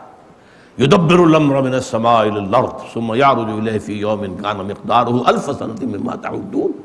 کون ہے یہ اللہ ہے، یہ اللہ کا فعل ہے، اس کا مطالعہ کرنا، اس کو سمجھنا، اس میں جو قوانین مخفی ہیں ان کو اجاگر کرنا، ان میں جو سوئی ہوئی قوتیں ہیں انہیں بیدار کرنا، سوئی ہوئی قوت ہے، اور اس کے اندر سے اس کو پھر کام میں لانا۔ تسخیر کائنات، تمہارے لیے آسمان اور زمین جو کچھ اس میں ہے وہ مسخر کر دیا گیا ہے۔ انسان کا یہ علم جس طرح بڑھ رہا ہے، ابھی کہاں تک جائے گا آپ اندازہ نہیں کر سکتے۔ میں اس کے بارے میں ابھی عرض کروں گا کہ جب یہ انتہا کو پہنچے گا تو اسی کا نام ہے فتنہ دجال، اس لیے کہ یہ پورا جو فزیکل فینومینا اور پورے فزیکل نالج ہے اس پوری کائنات کا، وہ انسان کے ہاتھ میں آ جائے گا پورا کا پورا۔ پھر دجال جو چاہے گا کرے گا، وہ کسی بنجر زمین سے گزرے گا اور کہے گا نکالو اپنے خزانے، اور لہلہاتی ہوئی کھیتیاں نکل آئیں گی۔ اس کا سواری وہ ہوگی جس کا ایک قدم مدینے میں تو دوسرا بیت المقدس میں ہوگا۔ اس کے لیے یہ جو فورسز آف دی نیچر ہے مسخر ہو جائیں گی، جو اللہ نے انسان کے لیے پوٹینشلی مسخر کی ہوئی ہیں، لیکن تدریجاً وہ ان کی دریافت کرتا جا رہا ہے، تدریجاً ایک ایک کر کے قدم بقدم۔ لیکن جیسا کہ میں نے عرض کیا، اس وقت بھی تقریباً 200-250 برس کے دوران یہ فزیکل سائنسز جو یورپ سے شروع ہوئی تھی وہ اس مقام تک پہنچ چکی ہیں کہ عروج آدم خاکی سے انجم سہمے جاتے ہیں کہ یہ ٹوٹا ہوا تارا مہ کامل نہ بن جائے۔ دوسرا جو ہے علم، وہ علم ہدایت تھا، یہ کرو یہ نہ کرو، دیکھو یہ کام غلط ہے، یہ نہ کرنا، یہ برا ہے، یہ نہ کرنا، اس میں تمہارا نقصان ہے، یہ نہ کرنا، یہ چیز ٹھیک ہے، مفید ہے، کرو۔ یہ علم ہدایت ہے۔ علم ہدایت وحی کے ذریعے سے آتا رہا، وحی کے ذریعے سے آتا رہا، وحی کے ذریعے سے آتا رہا، اور یہ علم جو ہے یہ بھی تدریجاً ترقی کرتے ہوئے مکمل ہو گیا قرآن حکیم پر۔ الیوم اکملت لکم دینکم واتممت علیکم نعمتی ورضیت لکم الاسلام دینا۔ اس کا نام وحی ہے۔ یہ روح کے ذریعے سے اور قلب کے ذریعے سے، چونکہ قلب جو ہے مسکن ہے روح کا، اس سے انسان کو وصول ہوتی ہے، یہ خود حاصل نہیں کرتا۔ نبوت وہبی شے ہے، اکتسابی نہیں ہے۔ ہاں ولایت ہے، آپ اکتسابی کر سکتے ہیں، نیکی میں، خیر میں بڑھتے چلے جائیں، بڑھتے چلے جائیں، بڑھتے چلے جائیں، اللہ کے دوست بن جائیں۔ وہ مقام بھی آ سکتا ہے ایک حدیث کی روح سے کہ اللہ آپ کا ہاتھ بن جائے جس سے آپ پکڑیں، اللہ آپ کا پاؤں بن جائے جس سے آپ چلیں، اللہ آپ کی آنکھیں بن جائے جس سے آپ دیکھیں۔ ہو سکتا، ممکن ہے، حدیث نبوی ہے، حدیث صحیح ہے، بخاری کی روایت ہے۔ لیکن یہ ہے کہ کیا کرنا ہے، کیا نہیں کرنا ہے، کیا صحیح ہے، کیا، اس کا علم جو ہے وہ وحی سے ملے۔ یہ وحی جو ہے 2 قسم کی ہے، وحی علم ہے یہ، ایک محفوظ وحی جس میں نہ کوئی شیطان یا شیطانیت کی کوئی آمیزش ہو سکتی ہے، نہ نفسانیت کی۔ یہ محفوظ وحی انبیاء کو آتی رہی ہے، صرف انبیاء اور رسول، بس سب کو۔ ایک ہے غیر محفوظ، یہ ہر انسان کو ہو سکتی ہے، حیوان کو ہو سکتی ہے، جیسے کہ قرآن میں آتا اللہ نے شہد کی مکھی کو وحی کی ہے، اس کے اندر جو جبلی چیزیں اللہ نے رکھ دی ہیں وہ اللہ کی طرف سے وحی ہے۔ حضرت موسیٰ کی والدہ جو ہے وہ کوئی نبی تو نہیں تھی، وحی ان کو کی، اللہ نے وحی کی، تو وحی ہوتی ہے۔ حواریین کے بارے میں کہا گیا، ہم نے وحی کی ان کو کہ ہمارے نبی حضرت عیسیٰ علیہ السلام کا ساتھ دو، تو وحی کسی کو بھی ہو سکتی ہے۔ یہ وحی جو ہے اس کو ہم کہتے ہیں وحی خفی۔ وحی خفی کی مختلف شکلیں ہیں جن کو اب ہم آج کل تو لوگ جو ہے ان کا ذکر کرنے سے بھی شرماتے ہیں، یہ کیا باتیں کر رہے ہیں یہ سائنس کی دنیا میں، اور اتنی غیر سائنسی باتیں کر رہے ہیں۔ رویائے صادقہ، سچا خواب۔ آپ نے ایک واقعہ دیکھا ہے آج خواب میں، 2-3 دن کے بعد یوں کا توں وہ واقعہ ظاہر ہو گیا، ہاؤ کم، کیسے ہوا ہے؟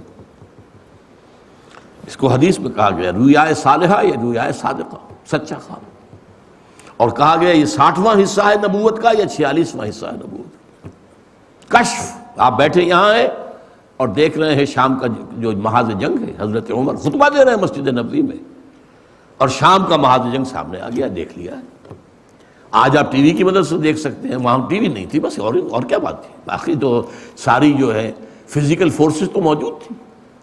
آج وہ جو ویوز آتی ہیں جن چیزوں پر سوار ہو کر آتی ہیں وہ چیزیں تو فضا میں پہلے سے موجود تھیں، اب ہم نے ذرا کچھ یاد کر لی ہیں چیزیں جن سے کہ ہم ان ویوز کو کنٹرول کر لیتے ہیں، باقی ویوز ہم پیدا تو نہیں کر سکتے۔ بہرحال یہ ساری چیزیں کشف، الہام، نفس فی الروع، یہ مختلف الفاظ ہیں، لیکن خاص طور پر نوٹ کیجئے نبی کی وحی خفی بھی محفوظ ہوتی ہے، ایک اعتبار سے محفوظ، یعنی کوئی شیطان کی آمیزش نہیں ہو سکتی، شیطنت کی آمیزش نہیں ہو سکتی، چاہے نبی کا خواب ہو۔ صرف حضرت ابراہیم نے خواب دیکھا تھا اپنے بیٹے کو ذبح کر رہے ہیں، کوئی وحی جلی تو نہیں آئی تھی، کوئی واضح وحی تو نہیں آئی تھی نا۔ حضور نے خواب دیکھا تھا کہ میں عمرہ کر رہا ہوں، کوئی وحی جلی تو نہیں تھی، لیکن نبی کی وحی خفی جو ہے وہ بھی محفوظ ہوتی ہے، نہ شیطان کی آمیزش ہو سکتی ہے اور نہ ہی اس میں نفس کی آمیزش ہو سکتی ہے۔ البتہ وحی خفی لفظاً محفوظ نہیں ہوتی، وحی خفی کا ہمارے پاس ذخیرہ حدیث ہے، معنن محفوظ ہے لیکن ہر لفظ اس کا محفوظ نہیں ہے، اس میں کوئی ادھر سے ادھر ہو سکتا ہے۔ جیسے ابھی میں ایک جملہ کہوں آپ سے اور 15 منٹ کے بعد آپ سے میں کہوں کہ ذرا آپ سب لوگ جملہ لکھ دیجئے کاغذ پر میں نے کیا کہا تھا، میں فرق ہو جائے گا کہ نہیں؟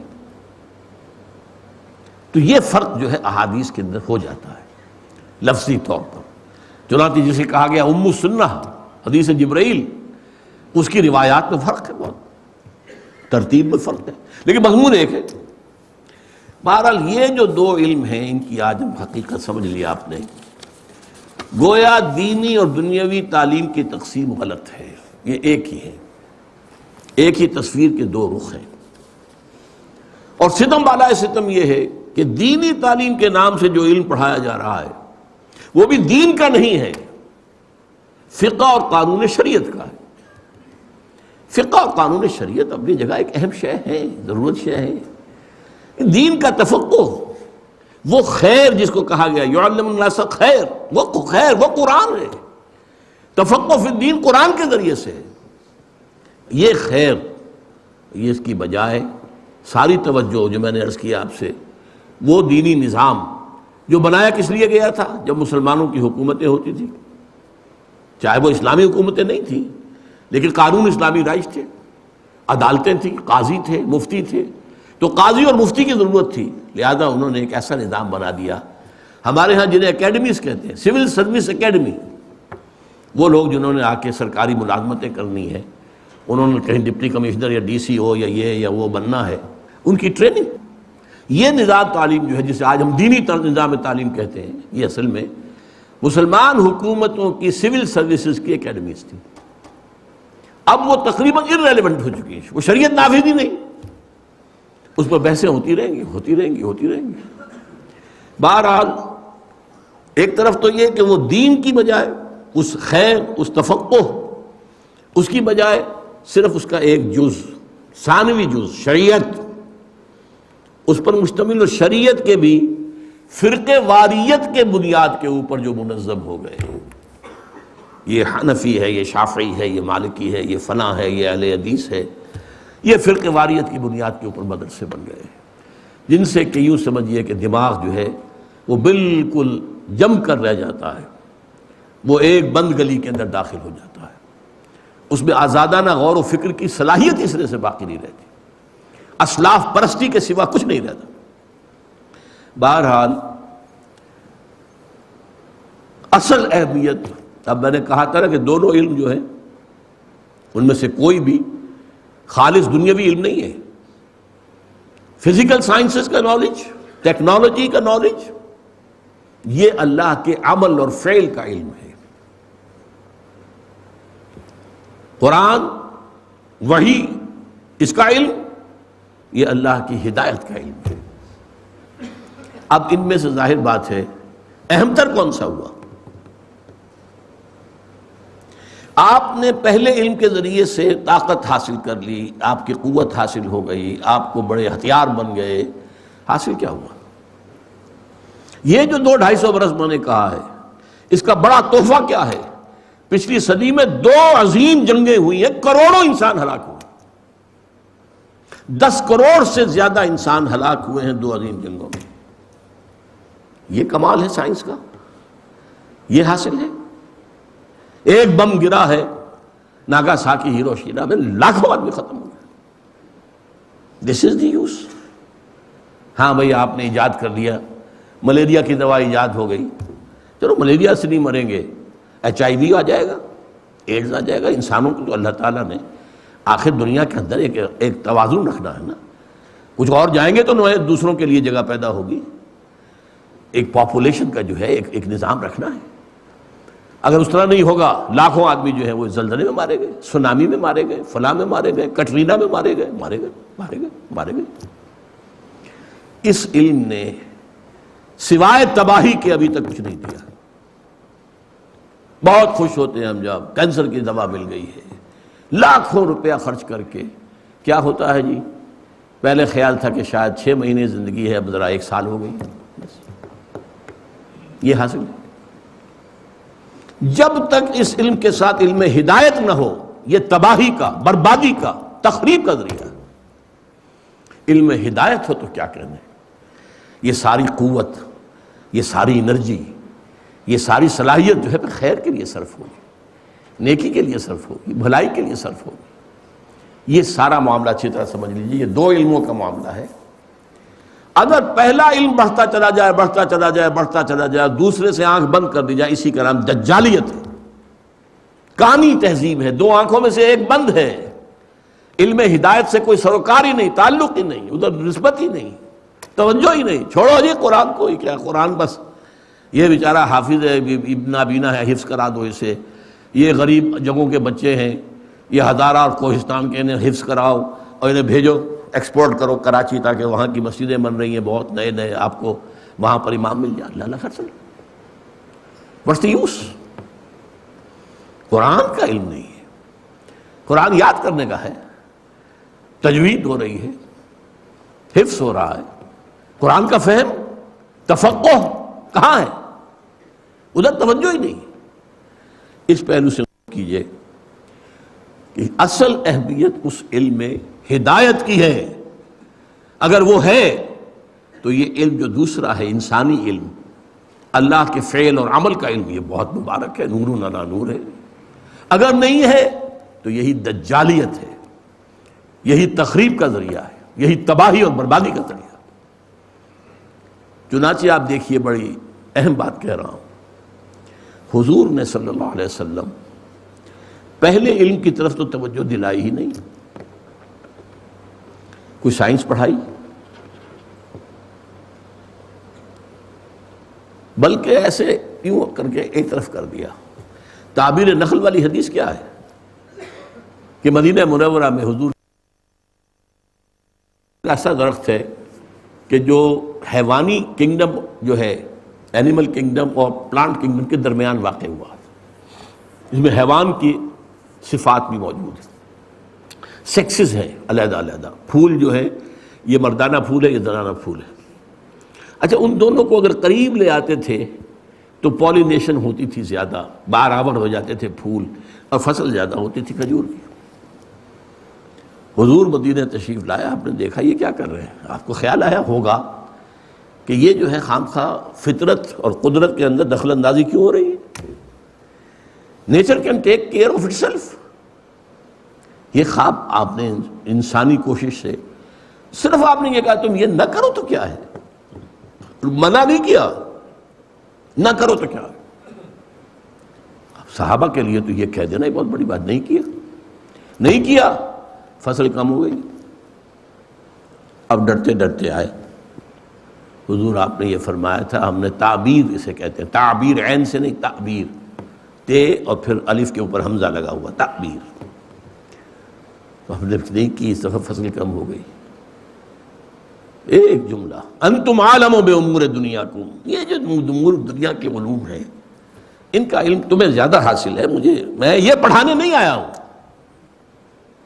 جو تمہارا علم ہے، جو تمہارا تجرباتی علم ہے، استعمال کرو. میں انہیں اس سے منع کرنے نہیں آیا. یہ بڑی اہم حدیث ہے جس کی طرف بہت کم توجہ ہوئی ہے، بہت اہم حدیث. انتم عالم بامور دنیاکم. لہذا حضور نے اپنی حیات طیبہ میں صرف ایک کام کیا، تعلیم قرآن کی حدیث لکھنے سے منع کیا ہے. مبادا قرآن اور حدیث کے اندر گڑبڑ ہو جائے معاملہ. قرآن کے ذریعے سے ایمان ایمان ایمان ایمان، تفقہ تفقہ تفقہ تفقہ، یہ کام کیا اور اس کے نتیجے میں جہاد جہاد جہاد جہاد، یہ کام کیا. کوئی سائنس نہیں پڑھائی، کوئی فزکس نہیں پڑھائی، کوئی جیولوجی نہیں پڑھائی، کوئی باٹنی، کوئی زوالوجی، کوئی کاسمولوجی، کوئی ایسٹرونومی، کچھ. ہاں البتہ جب اسلام کے ذریعے سے ایمان کی روشنی پھیل گئی، ماحول منور ہو گیا، اب مسلمانوں نے پہلا علم جو ہے اس پر بھی توجہ کی. سائنس کے میدانوں میں بڑے بڑے کام کیے، کارہائے نمایاں کی، ان کے اوپر باقاعدہ کتابیں لکھی جاتی ہیں. لیکن یہ اس کے بعد اس ترتیب کو ذہن میں رکھیے. صورتحال آج کیا ہے، کہاں کھڑے ہیں ہم؟ ایک طرف اکتسابی علم جو ہے، علم بالحواس اور علم بالعقل، ان کی بلندی آسمان کو چھو رہی ہے. اقبال نے کسی خاص کیفیت میں شعر کہا ہے، یہ عروج آدم خاکی سے انجم سہ میں جاتے ہیں کہ یہ ٹوٹا ہوا تارا مہ کامل نہ بن جائے. کہاں تک پہنچے گا یہ انسان؟ یہ انسان ہدایت کے بغیر ہوگا، یہی دجال ہوگا. Forces of the nature per control, وہی دجال ہے. اس کی صفات آپ نے پڑھی احادیث کے اندر. آج ہم یہاں کھڑے ہیں کہ اکتسابی علم اپنے پورے عروج پر ہے، لیکن ایمان اور یقین ایک بجھتا ہوا چراغ ہے، بلکہ بجھا ہوا ہے. اس سچویشن کو پہچاننا ضروری ہے. ہمارے سامنے ہے کیا، مسئلہ کیا ہے؟ ان دو چیزوں کے نتیجہ میں نکالتا ہوں. العود علی البد، جہاں سے آغاز ہوا تھا وہیں لوٹو، دوبارہ قرآن کو تھامو، قرآن کی روشنی جو ہے اسے دلوں کو منور کرو، جو حضور نے کیا صلی اللہ علیہ وسلم. اس لیے کہ جیسا کہ اقبال نے کہا کہ دنیا کو ہے پھر مارکہ روح و بدن پیش، اب آخری مارکہ روح و بدن ہونے والا ہے، میٹر اینڈ اسپرٹ، روح انسانی اور یہ مادی قوت، ان کا مقابلہ ہونے والا. دنیا کو ہے پھر مارکہ روح و بدن پیش. تہذیب نے پھر اپنے درندوں کو بھارت، عجیب الفاظ استعمال کیے ہیں، تہذیب اور درندہ، ان دونوں الفاظ کو جمع کریں تو آج کا امریکہ ہے. ہماری تہذیب ہماری تہذیب ہماری تہذیب، جیسے فرعون نے کہا تھا وَيَذْهَبَا بِطَرِيقَتِكُمُ الْمُثْلَىٰ. یہ آج جو موسیٰ اور ہارون آ گئے ہیں، یہ تمہاری مثالی تہذیب کو ختم کرنے کے اندر پہ. مثالی تہذیب، جو لفظ فرعون نے استعمال کیے تھے آج وہی بش استعمال کر. ہماری تہذیب، our way of life، اس کو برباد کرنے کے لیے فنڈامنٹلسٹ جو ہیں اس کو ختم کرنے پر تلے ہوئے ہیں. دنیا کو ہے پھر مار کے روح و بدن پیش، تہذیب نے پھر اپنے درندوں کو ابھارا. اللہ کو پامردی مومن پہ بھروسہ، ابلیس کو یورپ کی مشینوں کا سہارا،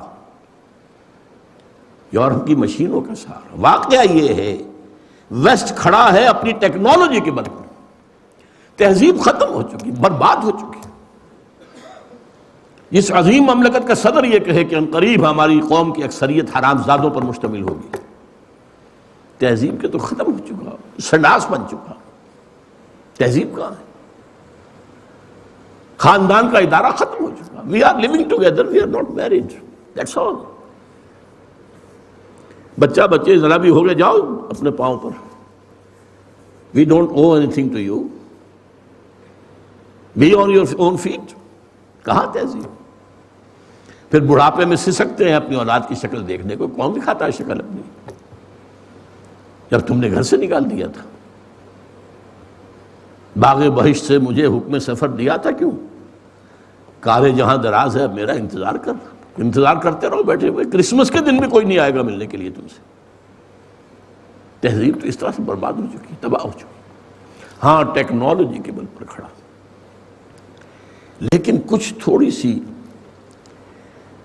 یہ تازہ ترین جو صورتحال پیش آئی ہے لبنان کے اندر، ہلکی سی بات سامنے آ رہی ہے کہ یہ ٹیکنالوجی بھی فیل ہو سکتی ہے۔ یا تو یہ ٹیکنالوجی اس طرح استعمال ہو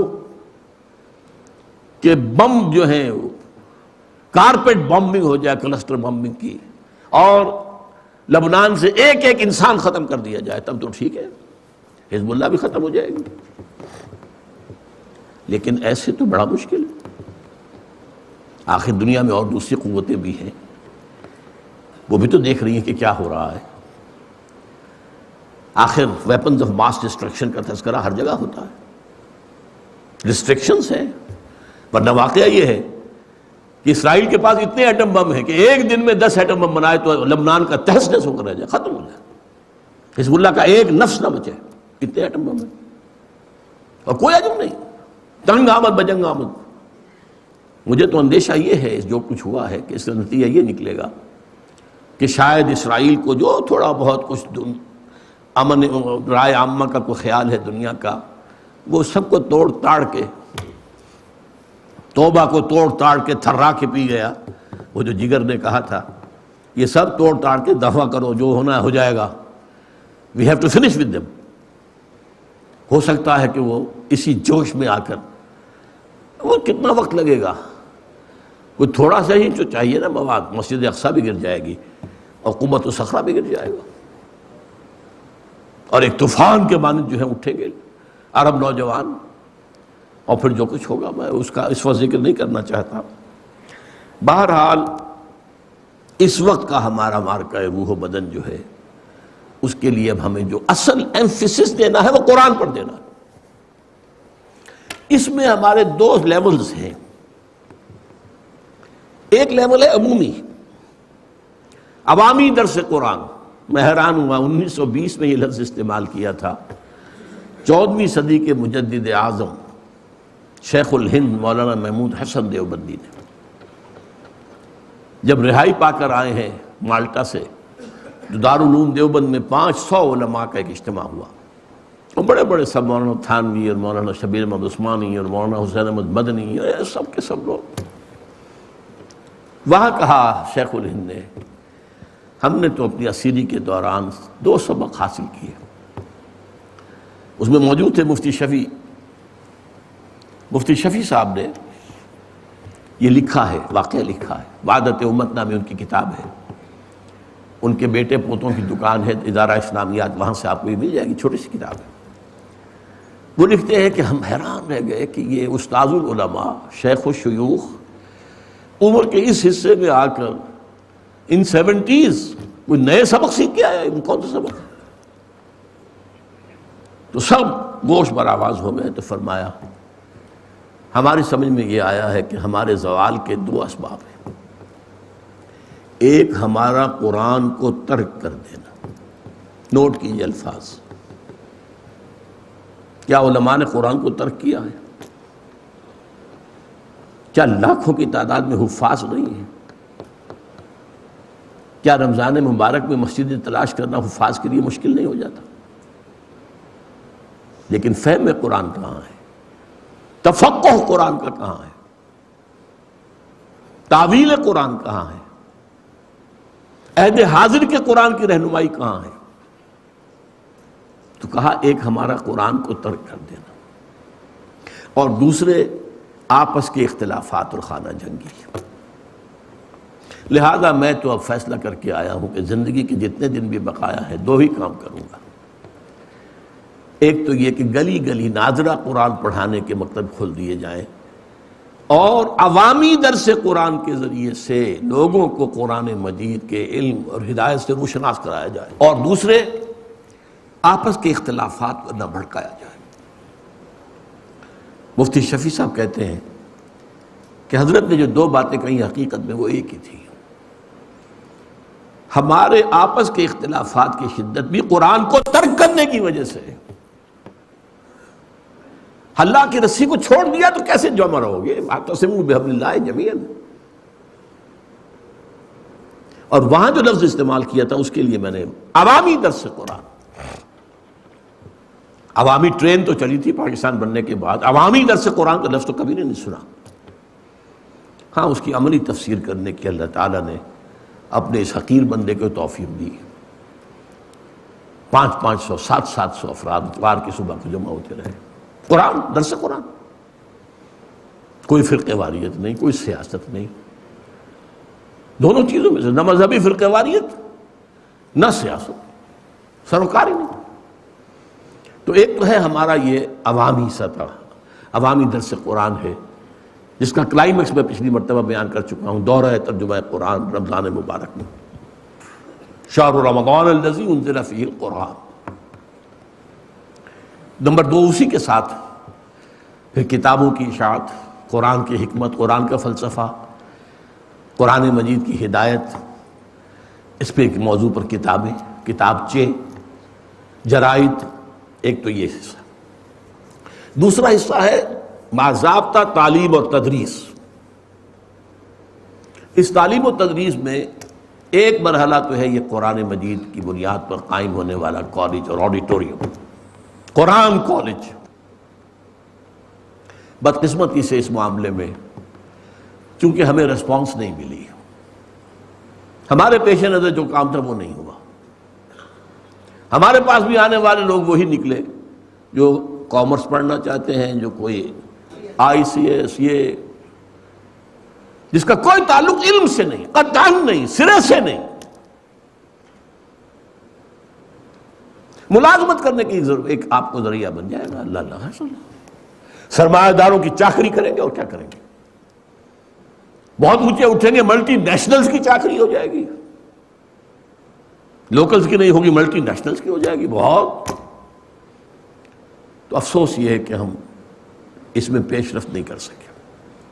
بہرحال جو بھی محنت ہوئی ہے، کچھ ہمیں بڑے قیمتی موتی بھی ملے ہیں، اس میں کوئی شک نہیں ہے، خیر سے بالکل خالی نہیں رہا ہے. لیکن جو اصل ہدف تھا ہم اس کی طرف اب رجوع اس سال سے کر رہے ہیں، جس کے لیے میں نے 6 اگست کو تقریر کی تھی اور آپ سے آپ کی اولاد کی بھیک مانگی تھی کہ اب ہمارا یہاں فلسفہ یہ ہے، یہاں کی تعلیم 2 بنیادوں پر ہوئی، عربی زبان اور انگریزی زبان، دونوں کے اندر مہارت. عربی زبان کے ذریعے سے قرآن قرآن قرآن اور اس کے تابع صرف حدیث اور فقہ یا جو اور چیزیں اسلامیات میں شامل کر دی گئی، اور دوسری طرف انگریزی کے ذریعے سے. ایک تو یہ کہ اللہ توفیق دے دے کہ آج کی دنیا چونکہ انگریزی، اور ہمارا ملک کے اندر بھی طبقہ وہ جو ہے جو انگریزی ہی میں بات کرنا پسند کرتا ہے، ان تک بھی قرآن کی دعوت پہنچانے کا صحیح بندوبست ہو جائے. اچھی انگریزی، عمدہ انگریزی، پختہ انگریزی. اور یہ کہ سیاسیات اور اقتصادیات کا، یہ جو عمرانیات کے اہم ترین شعبے ہیں، ان کا ایک گہرا فہم حاصل ہو. یہ ہے ہمارا مقصد. اس کے لیے FA جو مضامین جس سے کہ امتحان دیا جا سکے، FA کا، FA وہ مقصود نہیں ہمارا، لیکن پھر بھی ظاہر بات ہے کہ کسی نہ کسی درجے میں تو قبول کرنا ہوگا. FA BA پھر MA کریں، MA کر کے ٹیچنگ پروفیشن بہترین پروفیشن ہے، حلال ترین روزی جو ہے ٹیچنگ پروفیشن میں، اور وقت ملتا ہے، آپ دین کا کام کر سکتے ہیں، خدمت کر سکتے ہیں، چھٹیاں ملتی ہیں. ورنہ یہ ہے کہ لاء پڑھ کے، اسلامی شریعت پڑھ کے، LLM کر کے ادھر جائیں، یا کمپٹیشن کے ایگزامینیشن دے کر انتظامیہ مشینری میں شامل ہو جائے. اب ظاہر بات ہے کہ ایک ایسا شخص جو عربی پر کمانڈ رکھتا ہو، وہ اگر کہیں پر DC ہوگا تو وہاں جمعے کا خطبہ بھی دے گا، وہ اس کی ایک حیثیت ہوگی. بہرحال یہ تو ہے جو قرآن کالج کا معاملہ ہے، اس کے داخلے اب شروع ہو چکے ہیں. میں پھر آپ کو توجہ دلا رہا ہوں، سوچئے خدا کے لیے، اپنی اولاد کے مستقبل کے لیے سوچئے. کدھر لے جا رہے ہیں آپ کو؟ کدھر جا رہے ہیں وہ؟ کیا حاصل کر رہے ہیں؟ اور آپ لاکھوں روپے خرچ کر رہے ہیں ان کی فیسوں کے اوپر. یہ کوئی آسانی سے MBA اور یہ چیزیں جو ہیں یہ آسانی سے حاصل ہو جاتی ہیں؟ میں حیران ہوتا ہوں کہ آدمی کو امیر آدمی نہیں ہے، امیر خاندان نہیں ہے، کہاں سے یہ لاکھوں روپے خرچ کر رہا ہے؟ لیکن دنیا کی اتنی جو ہے کشش ہے کہ جس طرح سے بھی ہو رہا کر رہے ہیں. یہاں ہم تقریباً مفت کے اوپر پڑھانے کو تیار ہیں، لیکن لوگ آنے کو تیار نہیں۔ وہ روح و بدن کا مارکا ہے، ساری توجہ بدن پر ہے، روح پر تو ہے ہی نہیں۔ تو پہلا مسئلہ تو یہ تھا جس کے لیے میں نے آج پھر یہ اتنے وقت آپ کا دیا ہے۔ پہلی تقریر میں نے ایک تاریخی اعتبار سے جائزہ لیا تھا، قرآن کیسے ہمارے ذہنوں سے، ہمارے فکر سے، ہماری سوچ سے اوجھل ہوتا چلا گیا، اور اس کے بعد 300 برس قبل سے کس طرح رفتہ رفتہ رفتہ رفتہ جیسے سورج طلوع ہوتا ہے ایسے طلوع ہوا ہے۔ اس میں جو بھی خدمت اللہ نے ہم سے لی ہے اللہ تعالیٰ اسے قبول فرمائے۔ تو ایک تو یہ ہے کہ قرآن کالج کا داخلہ جو ہے آپ سوچئے، خدا کے لیے سوچئے، اپنی اولاد کو، اپنے بیٹوں کو صدقہ جاریہ بنا کر چھوڑ کر جائیے۔ وہ اگر یہ کام کریں گے تو آپ کے لیے صدقہ جاریہ ہے سب سے بڑی۔ صدقہ جاریہ کے لیے تو 3 الفاظ جو آئے ہیں قرآن حدیث نبوی میں، اگر میں حضرت امام مسلم نے روایت کی ہے امام حضرت ابو ہریرہ رضی اللہ تعالیٰ عنہ سے، اذا مات الانسان انقطع عملہ الا من ثلاث، جب انسان مر جاتا ہے تو اس کے عمل کا سلسلہ ختم ہو جاتا، منقطع ہو جاتا۔ ہاں 3 چیزوں میں اس کے عمل کا حصہ جاری رہتا ہے، صدقۃ جاریۃ، کوئی صدقہ جاریہ، کوئی ادارہ ایسا قائم کر دیا جو قرآن کے فہم اور تفقہ اور تعویل اور ہدایت اس کو بیان کرے اور عام کرے، اور علم ينتفع بہ، یا کوئی ایسی علمی چیز چھوڑ گیا، ایسی علمی تصنیف چھوڑ گیا جس سے لوگوں نے فائدہ اٹھایا، جس سے لوگوں کے سامنے ہدایت آئی۔ قرآن علم کا خزانہ ہے، منبع ہے، سرچشمہ ہے، لیکن ہر دور میں اس میں سے اس دور کے لیے ضروری علم نکالنا پڑتا ہے، کشید کرنا پڑتا ہے۔ اور تیسری، او ولد صالح یدعو لہ، یا وہ بیٹا صالح نیک جو اس کے لیے دعا کرتا رہے۔ صدقہ جاریہ میں سے بلکہ سب سے اہم صدقہ جاریہ نیک اولاد ہے۔ تو ایک کام تو میں نے توجہ دلائی ہے، دوبارہ آج آپ کو 1 مہینے کے بعد، اور دوسرا کام جو ہے وہ 1 ایئر کورس جو ہم نے شروع کیا ہے۔ وہ لوگ جنہوں نے MA کیا، MBBS کیا، جو اور کیا، پڑھا ہے لیکن قرآن نہیں پڑھا، ان سے میں خاص طور پہ کہنا چاہتا ہوں کہ ذرا غور کریں۔ یہ گھڑی محشر کی ہے، ترسے محشر میں ہے، پیش کر غافل عمل کوئی اگر دفتر میں۔ Imagine yourself, you are standing before your lord, اللہ کے حضور میں حاضری ہے، اور اللہ پوچھے گا تم نے انگریزی پڑھ لی، تم نے سائنس پڑھ لی، تم نے فلاں فلاں ٹیکنالوجیز حاصل کر لی، تم میری کتاب نہیں پڑھ سکے، اور دعویٰ کرتے ہو مجھ پر ایمان کا؟ شرم نہیں آتی؟ ڈوب مرنے کا مقام نہیں ہے؟